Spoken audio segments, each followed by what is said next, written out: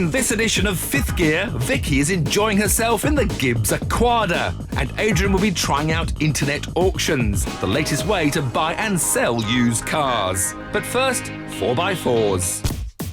Whether we like it or not, they're more popular than ever, particularly this lot, the so-called soft roaders. Sales are booming, up by 10% last year and tenfold over the last decade. But what's the best family 4x4 on the market today? To find out, we brought together 10 of the likeliest contenders for under £20,000. And where possible, we've chosen the most powerful petrol models we can afford. Here they are in alphabetical order. First off, it's H for Honda and the British-built CR-V. We can afford the top-of-the-range SE Sport. And we can get the V6 CDX version of Hyundai's Santa Fe with permanent four-wheel drive and a 5-year warranty. The Jeep Cherokee has that trademark 7-slot grille and lots of ground clearance, and for our money, a 2.4-litre engine. The rather handsome Kia Sorento is the only diesel in our group. The petrol-engined V6 model is £3,000 too expensive. Land Rover's Freelander is the best-selling 4x4 in Britain, now with a chunky new Range Rover-inspired front end. The prominently snouted Outlander is new from Mitsubishi. Its four-wheel drive system is based on the one in the Evo. Next up is Nissan's recently facelifted X-Trail. This 2.5 Sport is just under £19,000. And there's Subaru's Forester in 2-litre X-Spec with a 125 horsepower engine. Suzuki's popular Grand Vitara is next. This is the 2.7-litre version of the stretched XL7 model. Finally, there's Toyota's RAV4, the UK's second best-selling 4x4, and we've got a 2-litre XT3. During the show, we'll be narrowing them down to just one car. The best family 4x4 on sale in Britain today.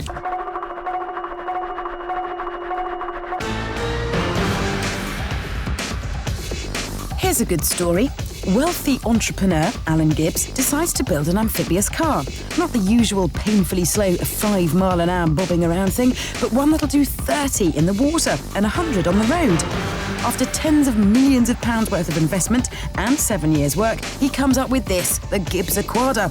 It costs £150,000 and Richard Branson has just bought one. The engineers, based in landlocked Nuneaton, had to conquer lots of conflicts. For starters, a car is heavy and a fast boat needs to be light. Having the nose up on a boat is a good thing because it planes across the water, but the nose up on a car is bad as it could flip over. Now, you don't often drive a car at top speed, whereas with a boat it's at full throttle most of the time. And you cool a car's engine by having cold air rushing through the grille. Holes in a boat is not a good idea. Just think Titanic. The challenges went on and on. Propellers are illegal for the road, hence the Aquada's jet. There are even different rules about the width of wiring you can use and the type of lighting. Marine laws stipulate a green light for starboard, a red one for port, and a white one on a mast for nighttime. Loads of worry and work later, the Gibbs engineers reckon they've cracked all the problems completely. It uses a 2.5-litre V6, the same that you'd find in a Land Rover Freelander, and either sends 175 horsepower to the rear wheels, or it chucks out a ton of thrust from a jet. A ton of thrust.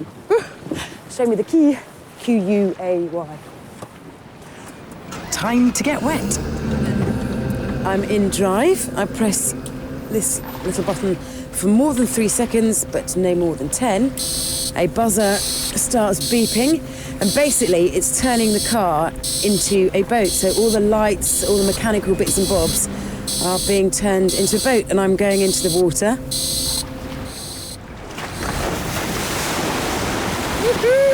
So I can't use more than 2,000 revs until that noise goes off. Then I can use 3,000 RPM until a flashing light goes solid. It's so clever. It just does everything automatically. That's it. It's now a proper boat with jets and everything.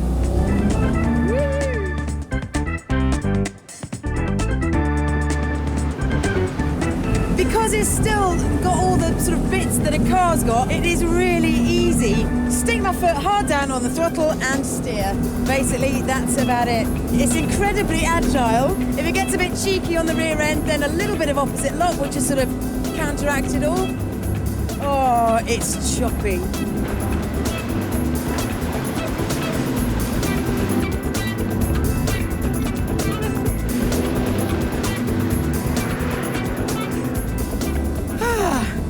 When your fun's over, you just scuttle on back to shore.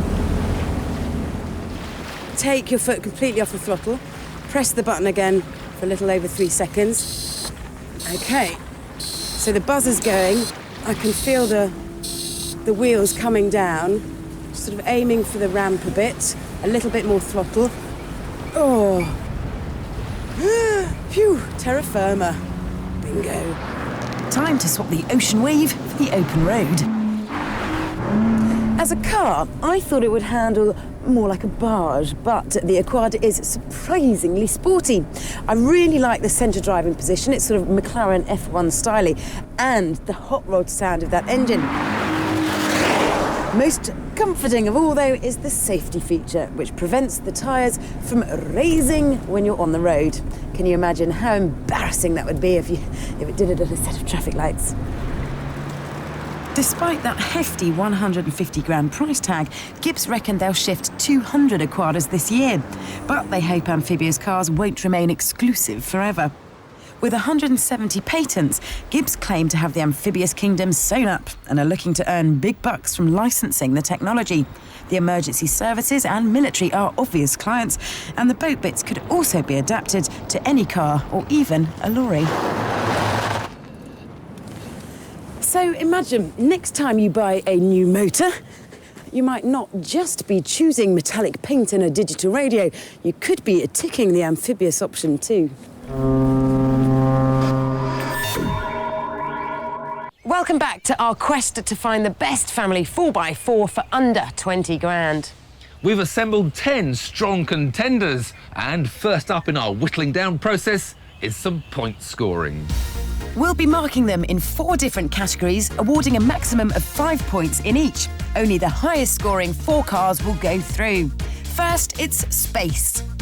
And it's maximum points to the Suzuki. Not only is it big in there, but your money also buys you 7 seats. The Kia and the Hyundai are nearly as big inside. The Jeep is surprisingly spacious, and the Nissan isn't far behind. So it's 4 points to each of them. The Toyota, the Honda, the Mitsubishi and the Land Rover are all medium-sized, so space is OK for passengers, but you'll find that wardrobe a bit of a squash. 3 points apiece to them. And the lowest score, just 2 points, goes to the Subaru. It's more of an estate car with 4-wheel drive than a true off-roader. The rear seats are cramped and it's not got the biggest of boots. Next, safety. And the Honda, Hyundai, Jeep, Kia, Nissan and Toyota all get a decent 4 stars in Euro NCAP, so it's maximum points. The Mitsubishi and the Subaru haven't been tested by Euro NCAP, but they do well in American crash tests, so it's maximum points to them too. But Land Rover's Freelander only gets a mediocre 3 NCAP stars, so it's just 3 points here. Likewise, the Suzuki Grand Vitara. But what about performance? Well, none of these cars are electrifying, but there are significant differences between them. It may not have a V6, but the Nissan is the only one to break the 10-second 0 to 60 barrier, so we're giving it 4 points. While there's a whole huddle of cars that make it between 10 and 12 seconds, so it's 3 points to each of them.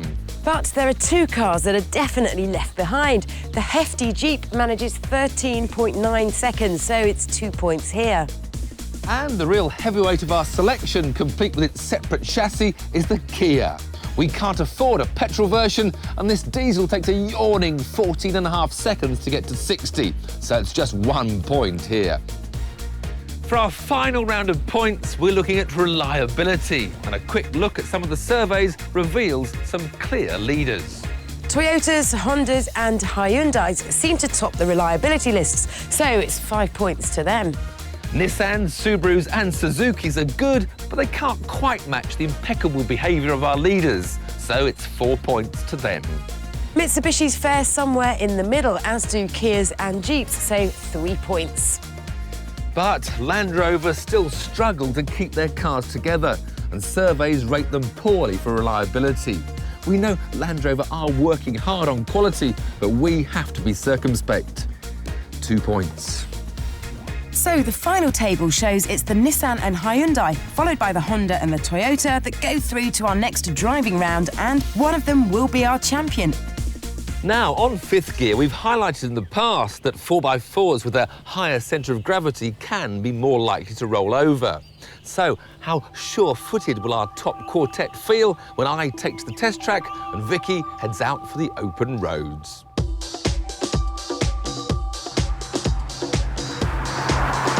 Toyota's RAV4 has always been one of the best 4x4s to drive, and this is no exception. It's nimble and it behaves more like a GTI than some GTIs I could mention. There's very little body roll when cornering. The steering is neat and precise, and the whole thing soaks up lumps and bumps very well.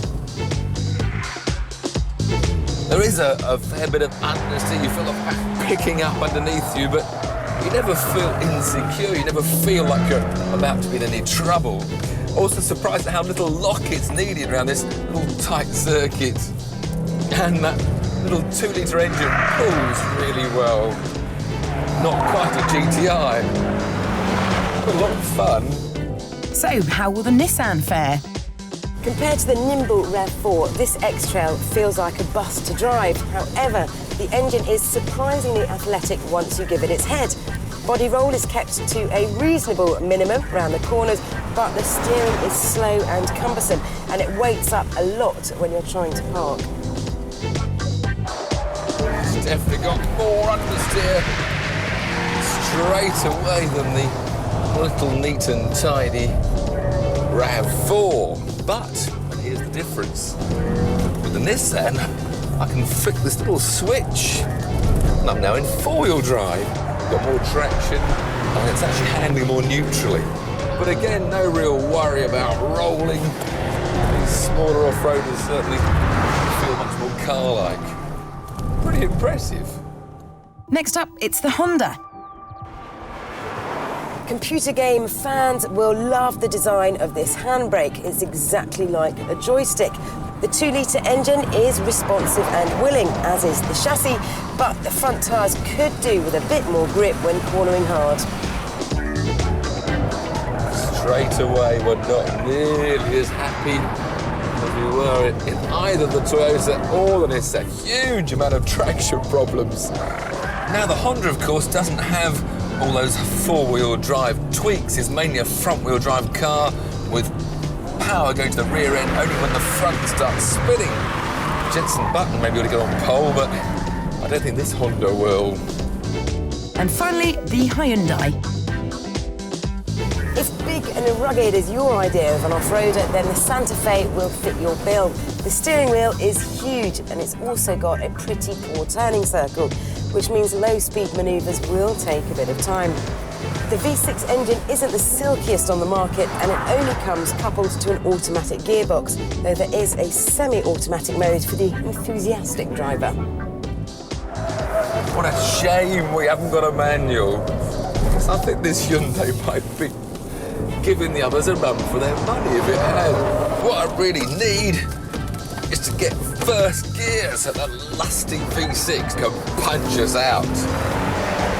The only problem is that it's got a 15 horsepower, even more than the Nissan. It weighs an extra 200 kilos, and you can feel that weight under braking and in the body rolling cornering.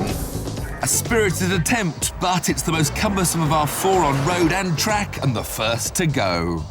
So we've reduced the field to just 3. And we'd happily recommend any of these as excellent buys. But only 2 can go through to the final round, so we have to say goodbye to the Honda.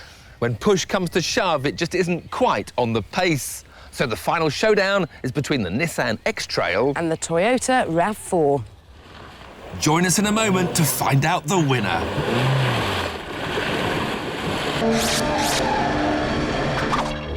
For all of us, there comes a time in life when we hanker after a new set of wheels. It's been a good year.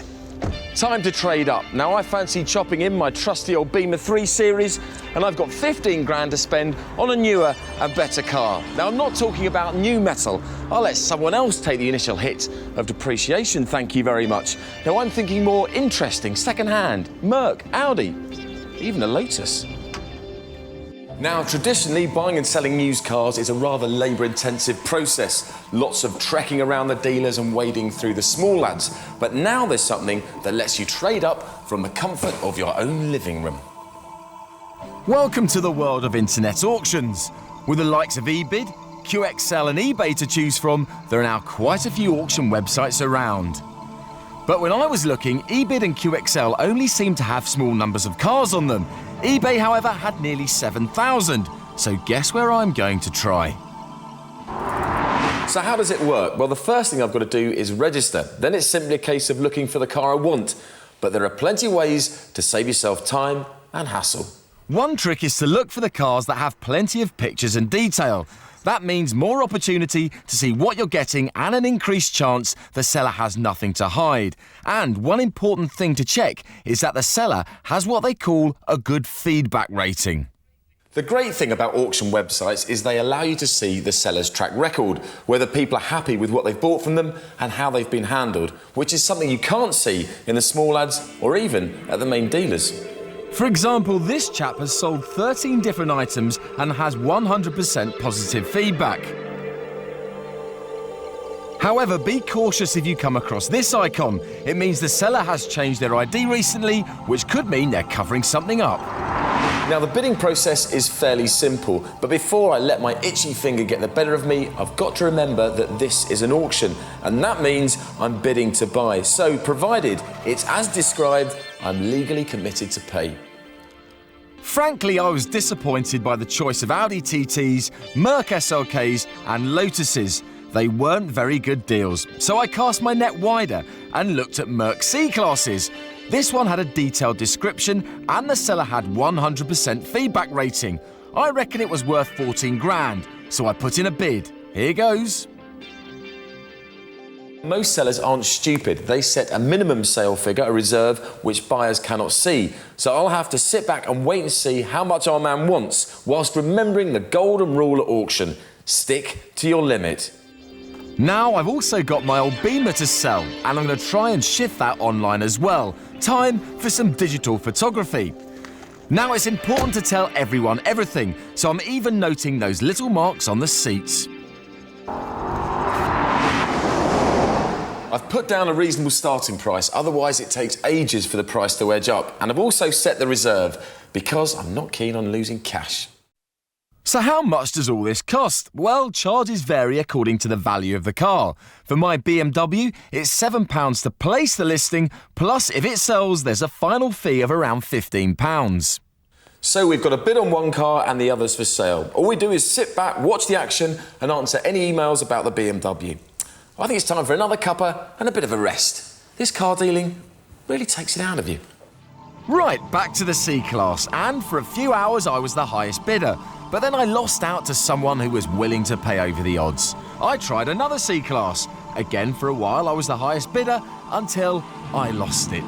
In the end, I had to widen my search even further and found this 3-litre Jaguar X-Type. Just 2 years old, loads of kit and one owner. The seller had a 100% feedback rating, albeit on only 2 things. Unfortunately, my bid didn't meet the reserve, but I was the only bidder, so it was time for another internet auction trick. I emailed the seller and we agreed on a figure of £14,500.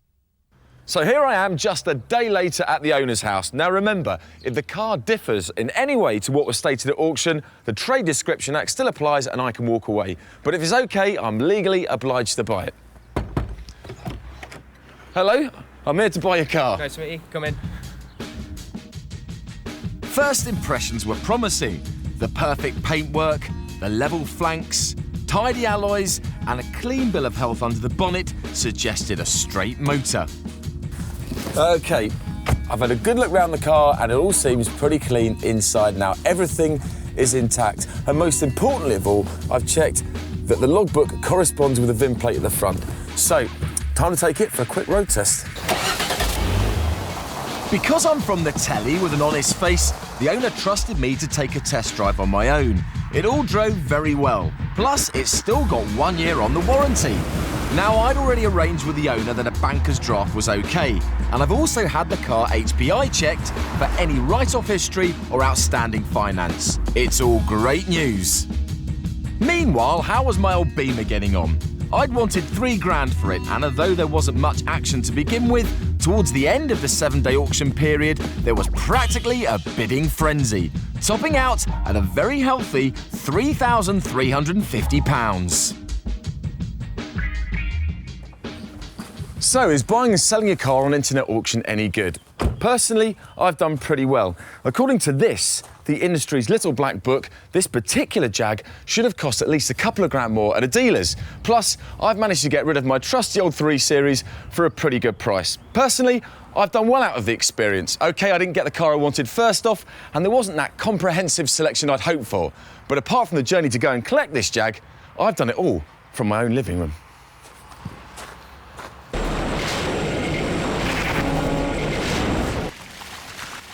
Welcome back to our 4x4 test. We've narrowed down 10 of the best 4x4s for under 20 grand to just 2, the Toyota RAV4 and Nissan's X-Trail. For the final test, we've gone off-road.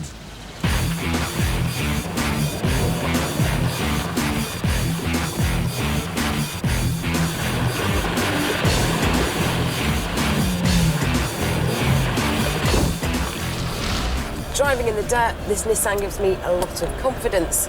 It makes mincemeat of the nice, dry surface, and when it comes to the stickier mud, it seems to be very nimble. Do you know what? I think it's so good that it can even get up that. There we go, keep going, lovely. Go on, go on, go on, go on, go on, and over the top. Woohoo! Woohoo! Well done. I'm not so sure about taking our little GTI off-road, but it's a 4x4. Wherever Vicky's gone, I've got to go as well. It certainly seems quite capable along these bumpy forest tracks. There's no real clever differentials in this, but it is permanent 4-wheel drive. 50-50 split, so it should get most places. But can the RAV follow the X-Trail up the hill?